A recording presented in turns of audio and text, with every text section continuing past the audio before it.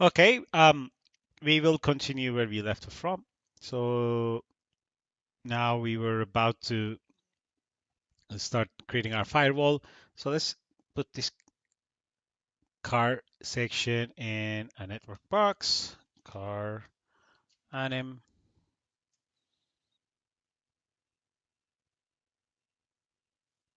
Okay, just let me move this a little bit to the left so I can match the size. Okay, let's give it a different color.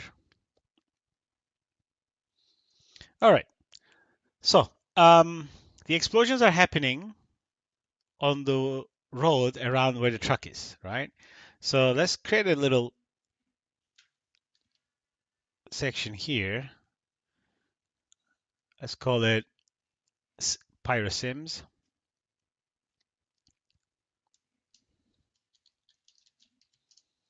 Okay, and first node, I'm going to name it firewall. Let's dive inside. Now let's merge in our road or kind of create a similar sized grid where we need one. So if I drop in I guess not, I guess a grid we should do instead of the road because we're going to put it around here, this area, but rather further back, a bit wider. So I guess something in the range of, it is just what I used in my previous pre-recorded, previously done scene, 7.2, so something like this. Minus 12 meters back. That's roughly where the firewall is, the source at least, of course. Let's put a scatter node. So I am turning off relaxed iteration, so it's a bit more of a mix-up. Force total count is just 50, and I want this to be changing every frame. So I can put the global C to $F, and if I scrub, numbers will be changing. Now, PYRO burst source is one of the latest HTAs that came with Houdini. I forgot this version, but it's very, very useful. So what we can do is that it takes a certain amount of information and then kind of outputs what we need for a GPU or a sparse solver. So initial size, I want to use an attribute. Okay, and if I hit this guy, it's going to create me this adjust p scale node. Now I don't need all of these and so on and so forth, but because it's actually, I think we can just do that, right? So if I do this and click here and press this, it's just going to edit in between. Okay, so we want the adjust p scale. So we can say the size, and I'm going to now put the same values because I'm trying to get you guys to the same similar or same output as I did. So my operation is always set to always, and the pattern type is random, and we are outputting a p-scale attribute. So this node, if you look at the spreadsheet at the points, it's just going to create new attributes called p-scale. Okay. My current values were set to middle around 0.65, and range length is same, just a random seed number will suffice. And now what I want to do also is that I don't want all these to happen at the same time, which is at the first frame. I want the start frame to be different. This is now coming from burst animation. Okay, if I go to burst animation and I go start frame set to use attribute, so as soon as I click this node, which is, if I do a mouse over, it's called create randomization node, and then I'll do the frame as well. So it's going to create me two other attribute adjust nodes. Okay, this can be done manually as well. This is just nicely, this little tool is doing it for us. And now if I go to adjust live, I can say, I think I left these by default pretty much. Yeah, that's fine. And adjust start frame is between 1 to 100. Okay, so now if I look at the PYRO burst source and if I press play, Now the adjust start frame created a start frame number, and only on those numbers I see source appearing. Okay, now let's play with our PYRO burst source. So if I go to burst shape, my spread angle is 35. Um, trailing is set to varying. Okay, and I think this is pretty much, no, I did direction as well, set varying. Okay, so I'm shooting up on y-axis. Variation is default 35. By default, set varying comes at 35. I didn't change that. Spread angle is 90. Sorry, my bad. But it's also varying, so it's now 90 degrees but rather with a variation of 15 degrees. Roundness is fine. Trail separation. So my number of trail links is 250. So this one is actually uniform. My bad. But separation, I kind of changed it to this. This doesn't really matter. These attributes will be quite important to kind of match because it's going to directly affect how much emission we are doing or not. So now if in the burst component, we're just creating density, which is fine. And then there's the temperature and burn, and these are all default. Oh, actually, I think temperature, no, I'm changing the expansion scale here, 1.3. And if I go into burn, that's also 1.3. So every attribute that goes into a solver can be overridden by attributes that are incoming to the solver as well.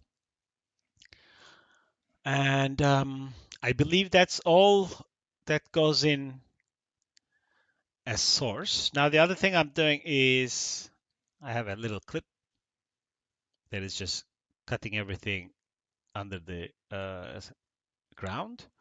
And then I'm going to create a little bit of randomization myself. So if I put a point warp here, and then I will explain why I'm doing this and not using the internal attribute nodes. So if I put a color swap and say delete all existing, hook it up, and look at the attributes this tool is making, burn. So if I look at the burn, it's rather, to my taste, is too noisy. And I'll explain why is that. And if I look at temperature, it's kind of same too. So it's not like a pattern to it. It's like there isn't, it's like it's noise, but it's noise with too high frequency is almost going to produce no noise. Okay, it's because it's going to be too mixed for us to be able to kind of see what's happening. Maybe it's going to generate some macro noise, but it will be very hard for our eyes to notice. So instead, what I'm doing is I'm just simply putting a turbulent noise here, and I'm going to connect this to P. And now I'm going to output these, and we can multiply the source, the result with this as well. But now if I put a CD here, and if I look, so this is my turbulent noise color, right? And if I do something like 0.8, add a little bit of a mix. But now, as you can see, there's like a little more pattern, like there's more stronger areas, lesser stronger areas, as opposed to a full effect noise. So let's export these as our temperature and burn instead. So I'll drop down a bind export node, and a bind export node same as bind. Instead, this one is by default set to when input is connected. So I'm going to call this temperature. I'm going to copy paste this, and I call this burn. Okay. Now, if I look at my sources, now my sources are what I want them to be. Now let's drop down a PYRO volume rasterize attributes node, sorry, volume rasterize attributes. And now this tool is going to expect certain attributes. And if you want to see how this works, actually, there's an easier way to do it. So if you tab and type GPU, you're going to get a PYRO configured GPU ground explosion. So it's actually good to start from these presets to see how they work, so you guys can understand where I'm coming from and how am I building these, right? So I'm gonna actually even keep this one alive, but let's set this up first. So this is gonna detect what's coming in. So I would like to have burn. Actually, there's temperature, and I think that's pretty much default. And now, if I go to a frame where I have these particles visible, because I need to see what's happening in my scene. Okay, so I'm gonna hide everything else, zoom, and let's maybe focus on a smaller section. So, okay, now if I go here and here, all right, so now this is rasterize, right? Now this thing is ready to be input to my input into my sim solver. I would like to only see the temperature field. Oops. Temperature.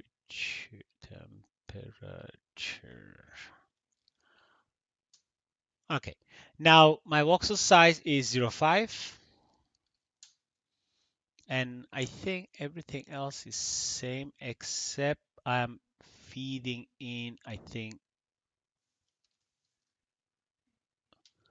V as well. I did remove the coverage, right? But that shouldn't be any problem. And I think that's it. Now, just gotta make sure that we can plug this in. Let's go to first frame. And if let me see if it's gonna work out of the box. So as I mentioned before, the GPU solver requires a size that was input in advance. So the bounds, because it doesn't work with auto resize as of yet. And the area we're interested is in 14.5 meters in X, 7.25 in Y, and 17 in Z. And its center is these values. That's usually the half of this. The center, copy, paste, divided by 2, so it sits on the ground. And finally, Z is minus 5.25. If I go to first frame, go here, this should be a bounding box around where our flames are expected to be. So it starts here, goes inside, right? And where is my source? Meanwhile,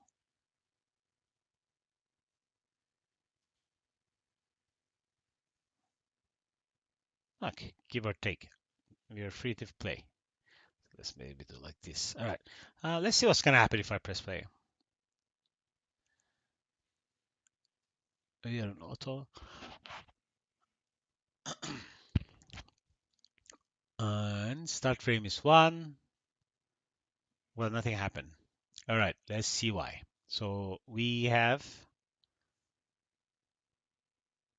maybe start frame is 6. Is this, that shouldn't matter. Minimal OpenCL is on. Yes. Are we expecting? Oh, okay. Maybe this is the sources. Okay, so I don't have density right here. Do I have a density field? I don't. So we have a density field. Oh, maybe it's the sourcing. Yeah, okay, so I'm on the sourcing 5 frames. So I did source for 40 frames in my setup. So if I go to first frame, it's gonna say, oh, okay, let me check ahead and source these 40 frames. Okay, and then I am inputting. I don't have any density coming in, but I have temperature and burn. Now I'm gonna put in the values that I had before. So temperature, I multiplied it by 4. The rest is same. It's in the pool. My burn is 2. Divergence is 10. That's not changed. And my V is set to add, but source times 5. Okay, let's see what's going to happen now.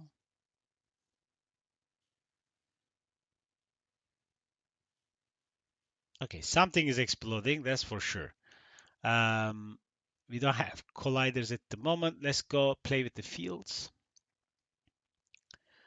I believe my fields are set, dissipation is set the same, emit from flame is set to 10, so the resolution was quite low. So let's increase the resolution. Let's go to the first frame again. Okay, something is happening. Although I think it's stopping to source because it should be sourcing for a while. So maybe we may need to change the sourcing amount. But let's keep going. Boom, boom, boom, boom, boom. Okay, but we're lacking detail now, so we need to play with other settings. Let's go first frame again.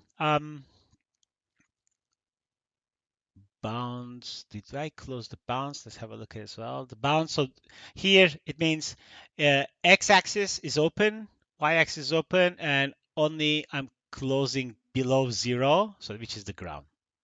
Okay, and collision. I didn't plug any collision yet, but we will. We'll put our car. Let's go to sourcing. Sourcing, we were fine. Fields. Okay, we're updating the fields. So my temperature, I'm adding a slight diffusion. What this will do is it's gonna soften. So notice, let's say on frame 27, you have harsher areas. If you crank up diffusion, it's just gonna generate really soft volumes. Like it's really blurring the hot areas. Uh, I'm keeping that very low because I want more crisp. Emit from flame. We I put it in my settings to 23, and it's from 0 to 1 basically. Flame is turned on. Flame lifespan, I'm shortening the flame lifespans. Speed is on by default. Dissipation, I wonder if I played with any of these settings. I don't think so. Emit from flame let me see. Now that's all good. Now we can move into shape. So let's press play first because see what happens. Okay, so because of the emission scale, emit from flame, and flame life. I think it's due to the emission scale here. We're getting, I think, a bit more fire. Okay, that's fine. Those are the lights I think is showing. Okay, let's keep moving. Let's go to shape. Now my buoyancy is very low in my sim, in my original sim. I don't have a wind, but I have disturbance. And I have animated disturbance. Why? And I'll explain why. Now, let me set my defaults first. At the first frame, I start with 40. Block base is set to 0.5. So what does that mean? Biggest blocks in generated noise pattern. And in Houdini, most of these attributes are set. The attribute mouse over information is set. So I suggest you kind of keep read all of it. So I'm changing my threshold field from density by default to temperature because I want the threshold to be temperature, so it's based on where the disturbance is happening, if it's hot or cold. And I'm reversing my control range based on the speed to between these two values. Now, this is obviously depending on how your simulation is going to behave. But now, if you guys pay attention, we are getting more controlled noise throughout the life of the simulation as opposed to getting soft too quick, whatnot. Okay. And frankly, we don't care about the top part because we'll never see those areas. Now, I have turbulence as well. My turbulence is 0.25. Swirl size is 3. Roughness is not so rough. Increase the max octave. Again, trial and error. Threshold range is 0.1. I think density is 0.1. So all of these combination of disturbance and turbulence is kind of giving me a reasonable amount of detail throughout the simulation's lifetime. And that's what I really want. I don't want it to be softer. I don't want it to be harder. So if I turn off disturbance, this is what we'll get. So obviously you guys can see that's like super important. Too strong disturbance can give you too noisy patterns. So, you know, you need to be careful how you play with it, but we're going to leave it at 40. We were happy with it. So there's a little bit of shredding as well. I have. I believe I set it to 1. Block size is 1 again. Um, rest should be default. Now here's an important parameter, flame expansion. So this one can give you a super big explosion or a completely a nuclear response. So I'm gonna set this to 2 and I'm gonna observe what happens. Okay, so this is flame range 0 to 0.5. So if I press play, 2 is probably just gonna grow. Okay, boom, it filled up. So this obviously depends very much on what you're feeding to the simulation. So we don't want 2. In my previous test, I did 1.5. So I think in this case, it might be a little over the top. Let's test it 35. And that's probably based on the seed of these and the sorts of small numbers that I changed. This slightly looks bigger than my own version, my previous version. But we are also interested in mid-range of the sim, and this is it keeps. Oh, okay, it's the repeat size. I would like it to be. I'm gonna find this now. Cycle length. I think the cycle length is different than my previous version. So let's have a look. My cycle length is 40. So it's gonna cache first 40 frames in the memory to GPU memory, and then it's gonna repeat those frames. So now if I press play, I should be getting fresh explosions every 40 seconds. Oops. Okay, we are slightly bigger than, oh, actually, I think I made it a bit like this. Okay, if I go back again, probably a little over the top in terms of expansion.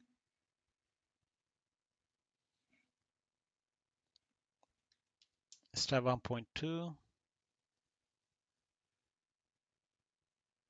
I would say that's more reasonable. Okay, let's look from the camera.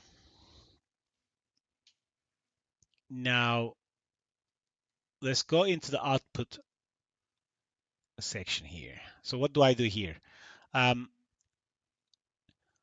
not exporting any CD. We don't need this. I think we are not export. No, actually, we can keep all of this because we're not exporting this anyway. And because if I press play, if I do the middle mouse, you'll see volumes. So these are not VDB volumes.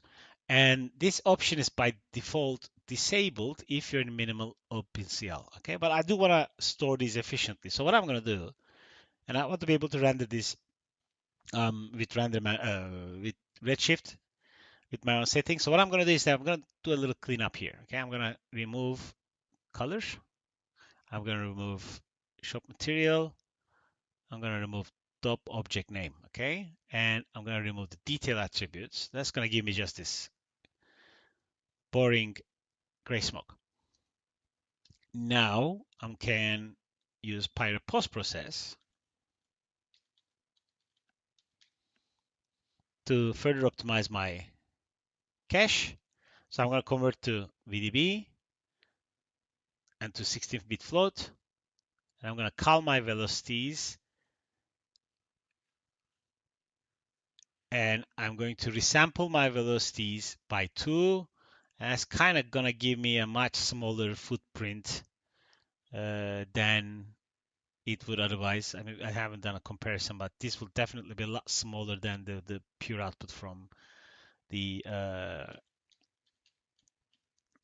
labs file cache. We can use labs file cache or file cache, doesn't matter. Okay, and then we just have to cache this now, but as much as we can to the what I suggest to do is I'm gonna save this now first before continuing. Let's call it 03 firewall.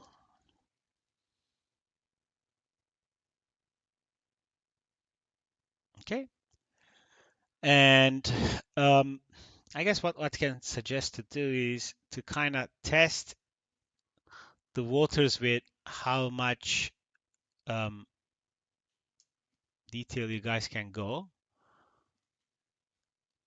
based on your VRAM size, video card, and do your initial tests while looking through the, let's call this firewall,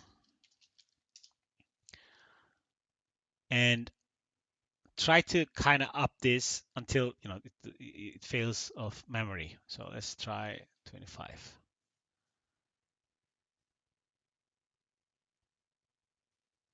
Okay, seems like my machine will be able to handle this resolution. Having said that, from here, despite it being crazy fast, I don't necessarily think um, the resolution will hold unless we did some tricky post-processing on the explosions. But what we can do definitely is change the sparse, press play. Now it's going to be a little bit slower.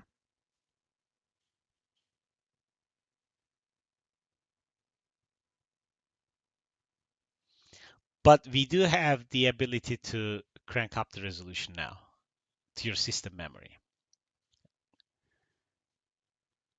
Okay, so what I'm going to do, though I'm not going to do that, I'm going to leave it to minimum opacity. Oh, actually, we didn't do one thing. We didn't do the colliders. So let's do the colliders. Obviously, we need those.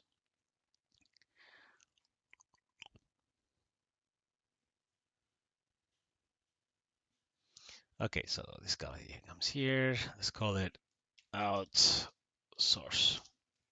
Okay, PYRO colliders. Now, we obviously need a couple things like the tanker, the road. I guess we probably don't need the road, but we definitely need the car and the tanker. So two object merges in car,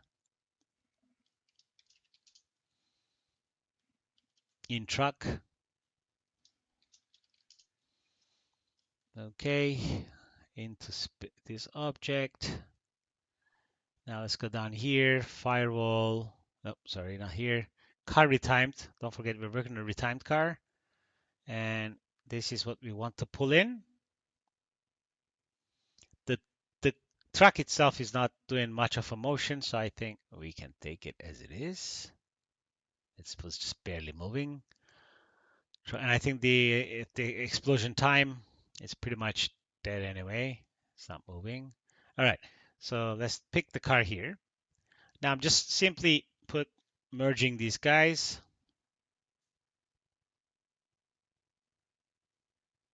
Come on. And because they're animated, I want to have trail swap to get their speed, to get their velocity as an attribute at point level. Okay, here it is. And if I scrub, I get some values. Now, in case I want to do sub steps, I'm dropping here a time blend. Okay, and finally, I'm going to convert this to VDB. VDB from polygons. And now if my objects are good enough and if they're closed meshes, I don't have to vary as much. But 10 centimeter collider is fine. We're taking it a bit slow right now. So distance VDB needs to be named collision. So this only gives us one surface field. However, we are also interested in the velocities that we created. So I'm going to press this plus button. I'm going to create an attribute called point V.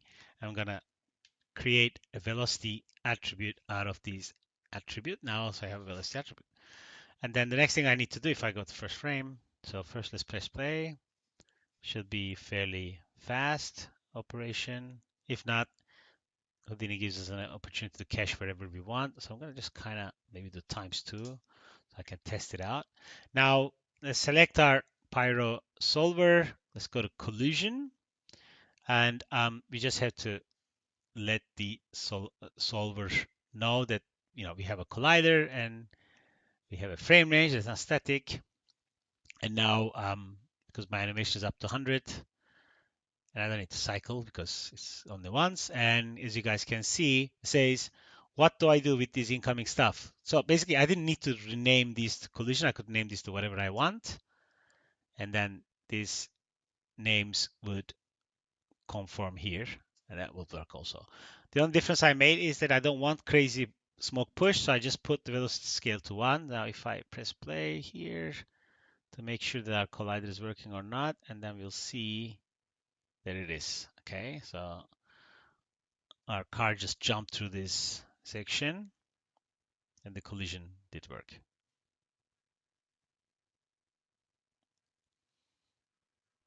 Okay, cool. So our smoke is cutting a bit in front. I guess we would need to use this to go a little bit more further.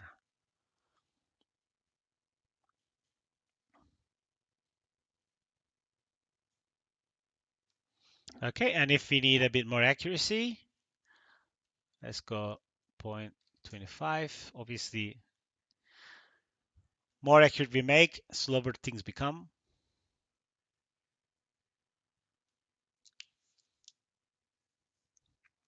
Let's wait for the pre-cache to finish. Okay, boom, boom, boom. And it's not the sim speed now, it's actually we're suffering from VDV conversion because I didn't change the resolution anyway. All right. Now let's go back. Let's save our scene.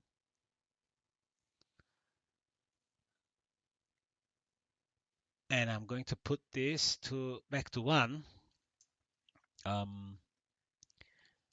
I did say I did animate the disturbance, but I think it's not necessarily needed anymore because it's kind of looking reasonable to my taste. And then hopefully the next thing we want to see is the cached version of this. So I'm going to cache this out.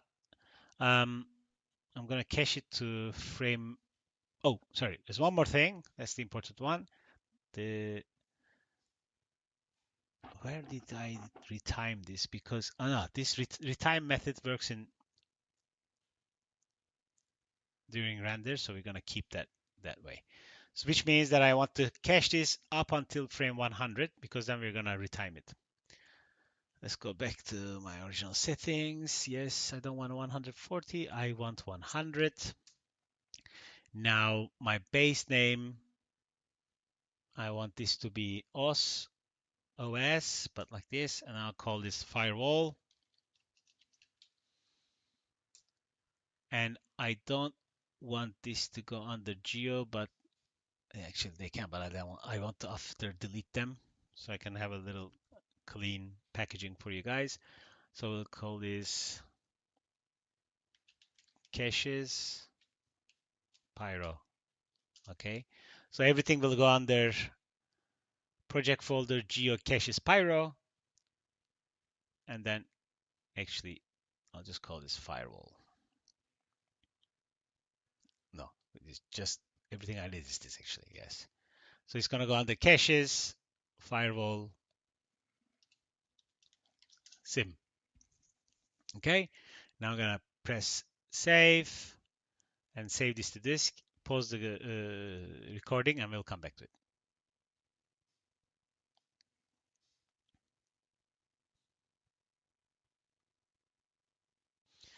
Okay, this is finished. Now let's see what's happening here. If we press play, boom, boom, boom, boom, boom. Did we change it? Did I change the minimal? Yeah. Okay, so now for every simulated object, I have a render network. So, oops, not like this. Let's put a geometry node, and we'll call this firewall render. Actually, I'm going to do like that as well. Okay, and what I do here is I'm going to object merge my volume, my output.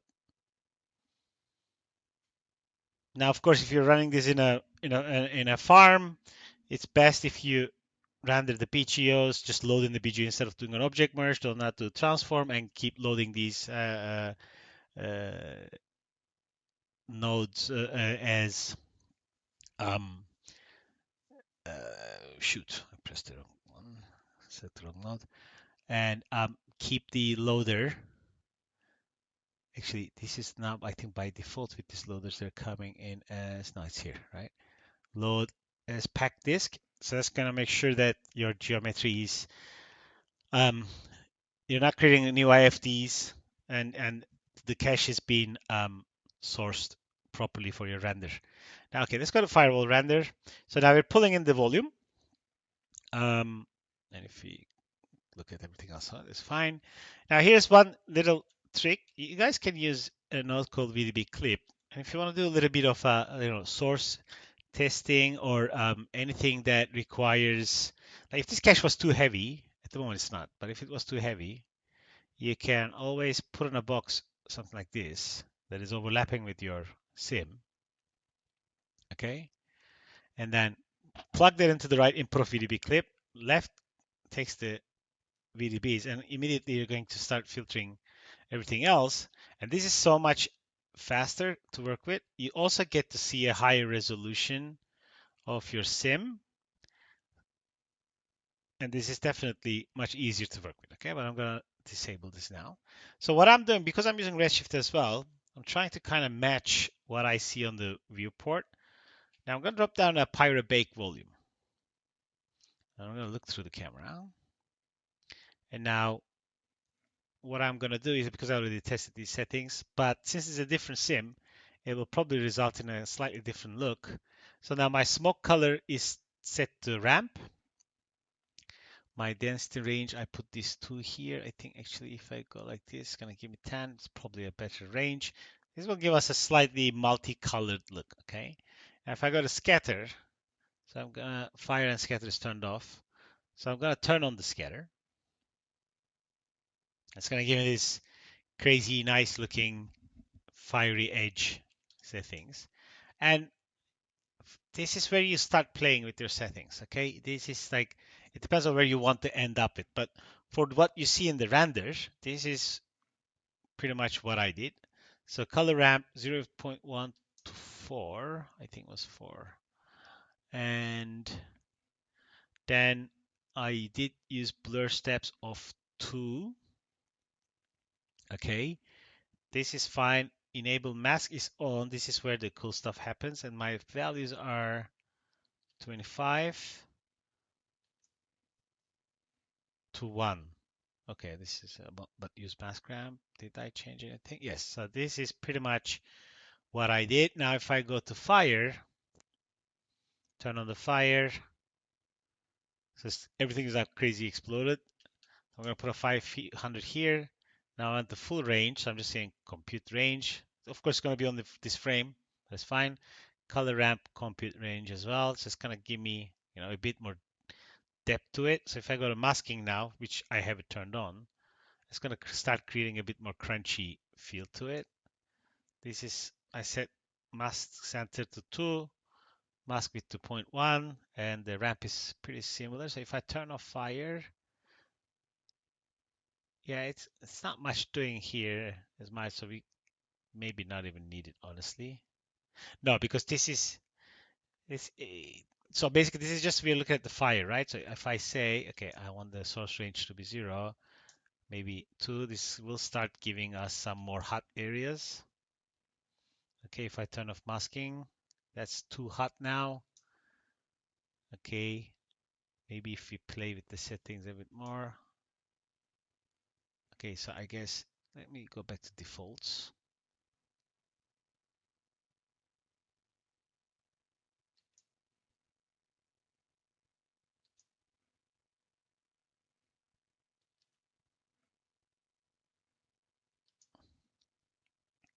Okay, what if we keep it that way?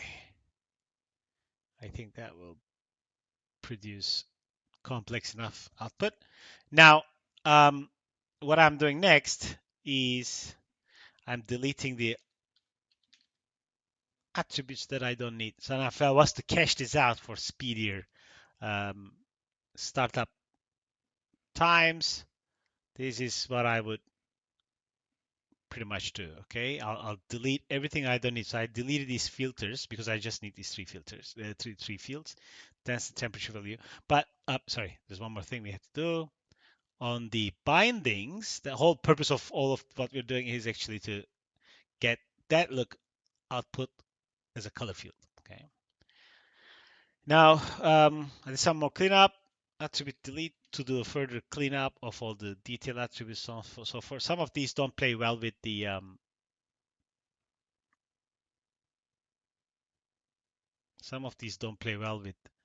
Redshift. So at the end, you only have density, temperature, velocity, CE, maximum, minimum, the name of the attribute, the field, and that's it. And now is the retime node. So this is to match what our retime is doing. And the only thing I'm going to do, actually, we can just copy paste the one from the car. This guy. Okay, now I'll go here. That should actually pretty much work. However, you need to change the volume method to volume and change it to advected. And that should produce reasonable results. I haven't seen a flicker, but let's do a little test render as well. So let's go into material. Now we need to create a Redshift shader for this, of course, and our explosion firewall render. If I go to explosions, is a fairly straightforward. Let's put this guy here. Straightforward shader. So let's create maybe one empty RS material. Let's call it explosion or firewall, just so you know there's a consistency. If I die down, we're gonna remove all of this. Simply drop a volume, RS volume, and just plug it into the volume. So obviously we need to do a little work on this. But maybe I should just render it like this to see what's going to happen so we can compare, which is a bit better. So I'm going to go out. I'm going to create a new Redshift. I'm going to say firewall. Okay. And in here, I want to render firewall render. Okay, so I just want to see this guy. I want all the lights. Fair enough. Just need to assign the shader, which I didn't yet.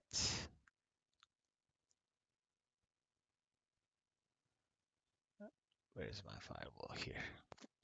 All right, let's see, hit render. Let's see what comes out. And then from there, we'll move forward.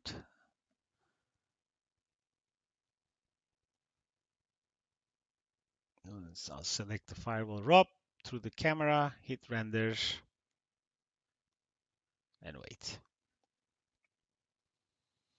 All right, so something gray came out because right now we're not using any of the information that we said we would. So how to set that up? So I'm going to stop the render so it's a bit more responsive. Let's snapshot the image. And now if I go to the volume, so what I did is actually, I think if I make this a little bit half res, I can probably get a bit faster feedback. Half, okay. I'll do like this. I'm gonna hit render. Okay. Now let's go to the shader. Actually, let's save just in case because we're rendering and saving at the same time. Well, maybe it doesn't save when I'm doing this.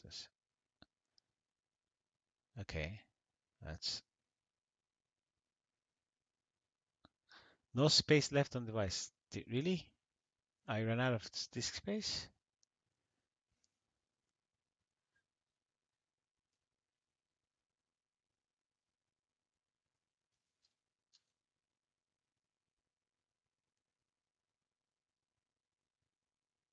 No.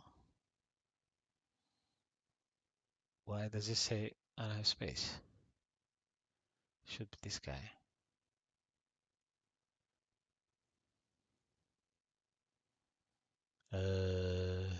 Free space unknown. Interesting. How big is how big are these caches ended up being? Geo caches. No, this is only 22 gigabytes.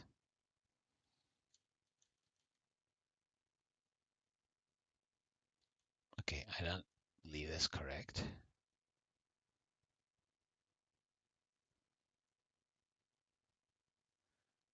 Okay, this never saved apparently. I'm just gonna save this to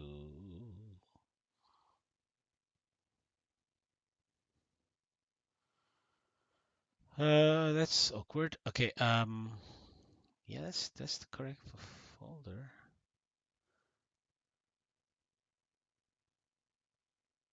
Okay, maybe I'm just gonna save this in this temp folder for a second. This saves, right? Okay. I'm gonna close this. I'm gonna reopen it.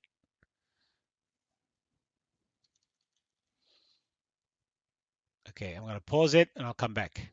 Well, yes, actually it was the disk space issue because of the other tutorial that I was preparing. So I actually removed some, cleaned up around 100 gigabyte. That's one of my fast NVMe drives, so limited space. All right. Select render cam, firewall, hit render, and wait for it to come up with the cache. All right. Now back into the shader, firewall. So now I'm going to do the same thing on my other screen, so I can play with similar numbers.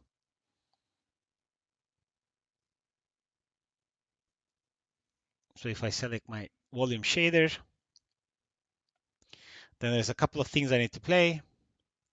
First of all, I need to go down to my emission and put my temperature in here. Temperature. Okay, and I'm going to replace my color mode with my CE field. Okay, and let me restart render. I think sometimes some of these requires a restart of the render engine. Yeah, so there's some crazy thick fire. Now we're gonna crank up the absorption. Okay, something is coming. This is not really what. Okay, emission mode. Sorry, change it to color ramp. All right, because we're using the replica of what we are pretty much seeing, and it's like really close to the viewport, right? So I'm gonna plus this, stop the render, go back to firewall, and if I turn this off, go in here, have a look at this guy. Oh, sorry, we can't now because I cached it. No, it's still here. My bad. Go in here and look at this guy here. And it's actually like very close, and that's thanks to the baked field. Okay. Um, Now let's continue setting up our shader a bit more. So let's come up here. I think there's a few things we can do. Out. No, so the firewall. Let's hit render. I do believe I played with, I remapped the sources as well, so kind of give it a little bit of, I believe, softness. So my density is it's rendering now, right? Let's, I think I chose 8 to give it a bit more softness. And I think the old max of the emission map was 5 as well. And these are, I believe these were coming from average values here. So my maximum is 4.9. So I'm mapping it to 5. My max in density is 10, but I more like 8. So actually, this is probably okay as well. So that's kind of like where I want to go with this flame look. Now, this is the raw render. Now, there's a few things we need to consider on how we are rendering these for optimization purposes. Now, one of the more controlled ways of setting these renders up, however, a method that's going to be removed is the take list. Okay, so what I'm doing here is this. I know that I need to render this fire by itself, and unless I'm rendering everything together. Actually, let's do that test as well. It's going to take a bit longer to render, but let's call this one beauty. And in beauty, where I'm usually trying to like render everything at the same time, but I'm only testing on one frame. So I'm kind of like, I don't mind the time because I'm balancing the values, the lights, so on and so forth. So I'm okay with what I see here. To make sure that everything is going to render again. I usually never worked with candidate objects, but rather handpick what I want to render. So in this case, I know that I want to render all these guys. So we can use bundles for that. I think we still have the bundles, right? I haven't used them for a while, but let's set this up. I haven't set this up for my own test version, but let's do it. So I can create a box here called, let's call it the environment. And then I can select everything here, drag and drop them here, okay, and create a bundle. So instead of saying, I want to render each one of these, now I can say force object at env, and now it's going to render that bundle in the beauty render here.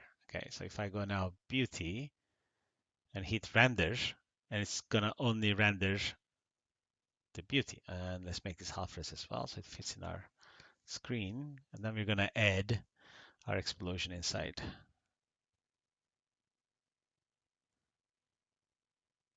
Okay, 1.5. All right. Kill the renderer, go object level, out, sorry. Now next to the environment, let's add firewall render and hit render. Actually, let's make a snapshot of this. Now I want this to be a night scene, but now since we have a light source, we can play around, okay? Which means we can reduce our environment light contribution. And I think that's also what I did in my scene. Pretty much at 0.45. And actually, I don't even have the environment light because the night scene, I just have a HDRI, so which we can possibly just, let's see if we turn off. It becomes too dark. So what we can do instead is give it a little bit of a moonlight. So what if I use these two? Actually, my lighting condition is pretty much like this. So I'm gonna duplicate it so we have the same thing. So I do have an environment light. There's an orange black. This one. Let's turn these all. Actually, this one is turned on. This one is turned off. This one is turned on as well. And I'm going to first focus on these. Let's see what they do.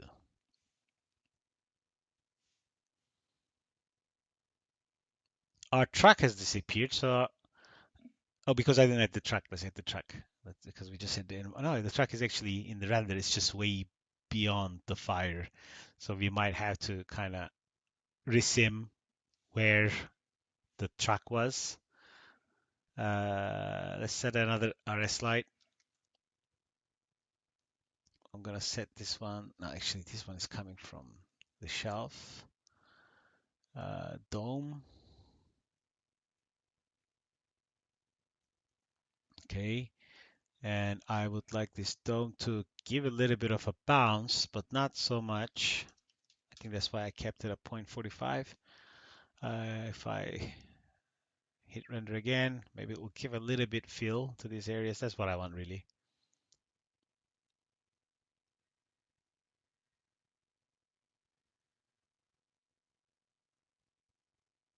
Maybe a little bit more.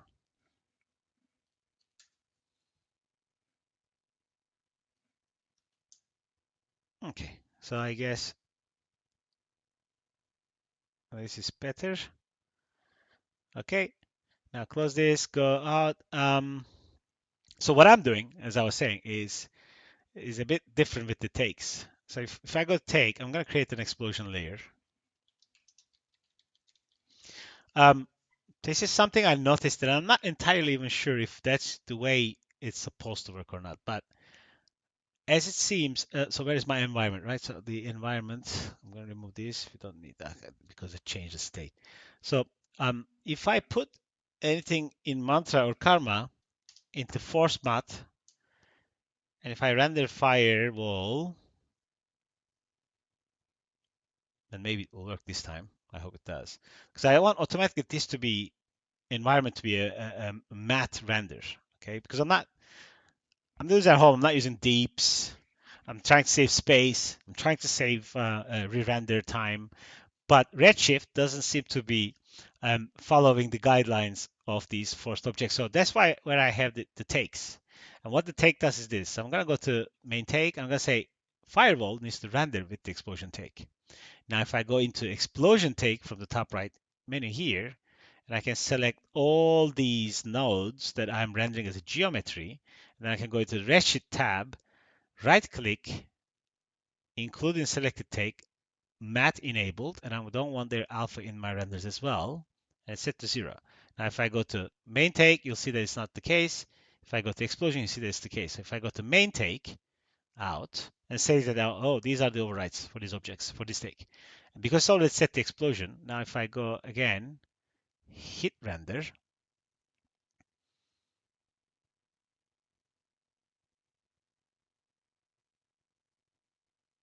and now I'm getting, why is this gray? It's the light.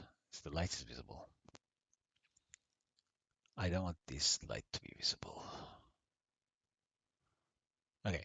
And now I'm getting just the fire render. Okay. And that's what I want. Now, because it's a highly emissive object and I'm going to save time a lot, if I actually I have to understand, do I really need GI within the volume itself? Like if it's self-illuminated or not. So let's do a little test because this is a strong, thick, crunchy volume. Okay. So what I'm gonna do is the first I'm gonna this is actually right. This is with GI on. I turned off the GI. I'm gonna hit render. So I want to see if I'm losing any detail here, right?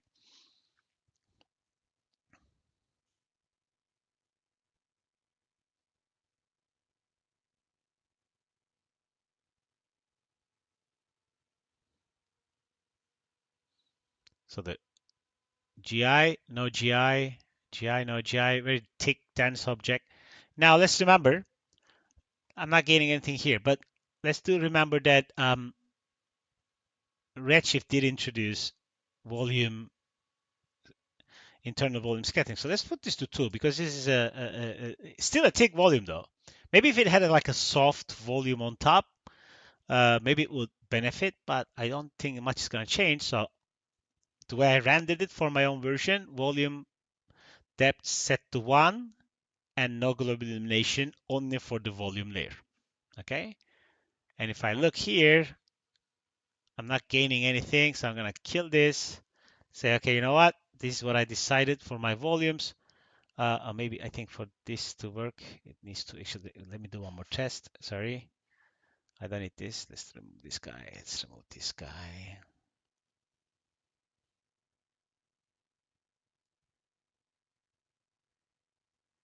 Okay, one more test. One last test.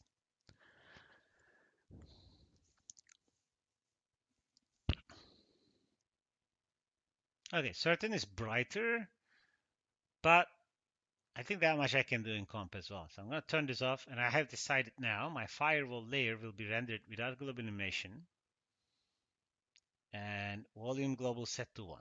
Okay, now let's do a couple of the tests with denoising. I think that's fine. And if you guys are wondering, my final render resolution setting was a HD resolution, and my threshold was set to 0.25, so it's twice the amount. So it's like almost like super faster. to render. Okay, so now let's hit render. And of course, when we render with Redshift, we're rendering with buckets. So I'll put the buckets on. And that's exactly how long it took for Fire to render per frame, around 2 seconds. That's on the 3090. Okay, we're cheating a lot here, but if it works, why not? And it will it will change when we start rendering the environment. Okay, now this lesson is an hour long, so I'm going to stop this video here and we'll continue with the secondary effects like the particles and the sparks and so on and so forth. Thank you for watching.